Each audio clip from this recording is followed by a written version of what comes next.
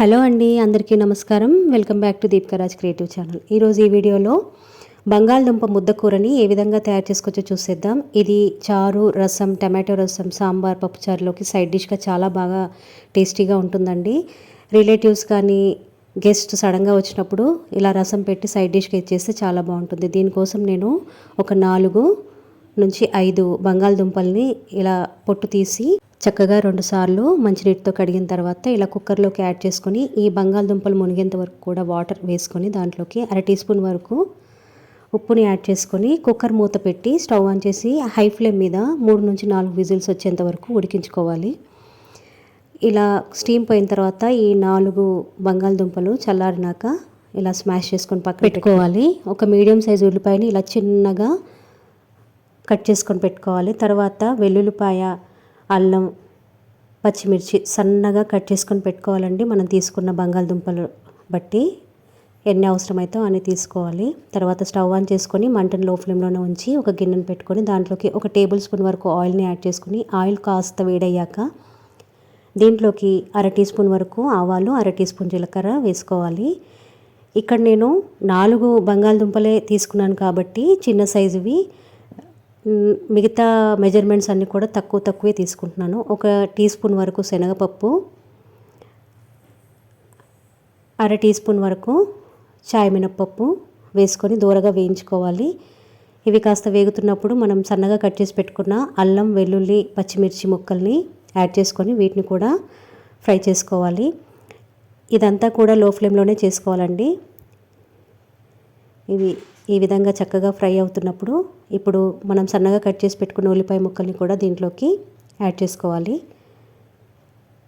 Add చేసుకొని చక్కగా mix చేసుకుంటూ మంటని మీడియం నుంచి లోకి అడ్జస్ట్ చేస్తూ ఉల్లిపాయ ముక్కల్ని చక్కగా ఫ్రై చేసుకోవాలి. మరీ ఉల్లిపాయలు బాగా ఫ్రై అవ్వకూడదు, అలా అని మరీ పచ్చిగా ఉండకూడదు. చక్కగా వీడియోలో చూపిస్తున్నట్టు ఉల్లిపాయలు ట్రాన్స్పరెంట్ అయ్యి చక్కగా టేస్టీగా మెత్తగబడేంత వరకు వేయించుకోవాలి.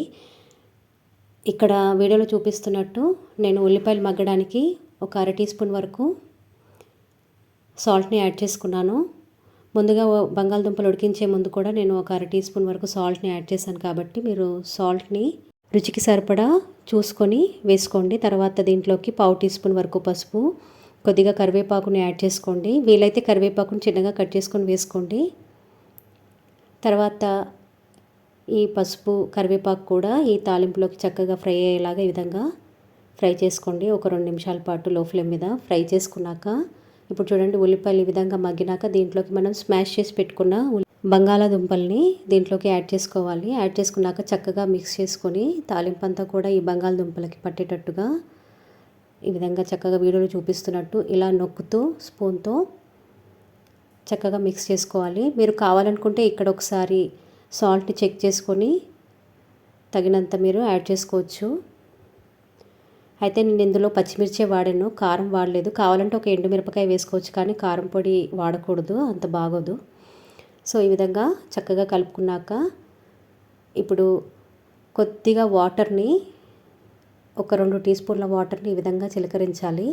ఇప్పుడు చూడండి మనకి గిన్నెకి అడుగు భాగాన అసలు సపరేట్ అవుతూ ఉంటుంది కూర, అంటే దీని అర్థం ఇంకా మనకి బంగాళదుంప కూర రెడీ అయిపోయిందని. ఇప్పుడు కొద్దిగా సన్నగా కట్ పెట్టుకున్న కొత్తిమీరని యాడ్ చేసుకొని పులుపంటే ఇష్టపడే వాళ్ళు ఒక 1/2 టీ స్పూన్ వరకు నిమ్మరసాన్ని కూడా యాడ్ చేసుకొని చక్కగా కలిపేసుకున్నాక 1 నిమిషం పాటు లో ఫ్లేమ్లో ఉంచేసి స్టవ్ ఆపేస్తే అంతేనండి, మన బంగాళదుంప కూర రెడీ అయిపోతుంది. దీన్ని మసాలా దోశ పైన స్టఫ్గా కూడా వాడుకోవచ్చు.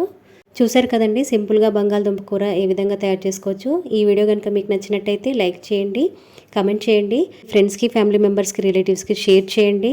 మన ఛానల్ని కనుక మొదటిసారి చూసినట్టయితే సబ్స్క్రైబ్ చేసుకొని పక్కనే ఉన్న బెల్ ఐకాన్ క్లిక్ చేసి ఆల్ అనే ఆప్షన్ని క్లిక్ చేయండి. Thank you for watching.